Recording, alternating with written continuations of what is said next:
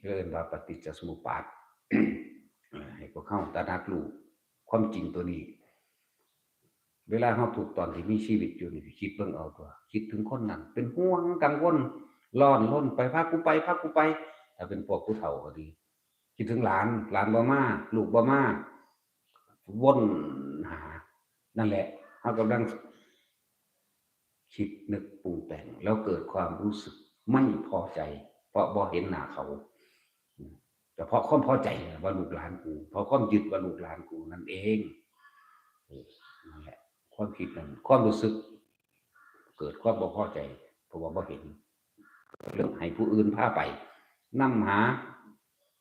หรือตัวเองนำหาก็ต้องไปนำหาสู้เห็นผู้นั้นบ่ผู้นี้บ่ล้วนแล้วถ้าพบเกิดดับเกิดดับเกิดดับก็ดับอยู่พอสำนักพบมันเกิดดับความรู้สึกของเฮาพอใจมั่งไม่พอใจมั่งพอใจมั่งไม่พอใจมั่งเด้ที่สิหารูปประพบหรือ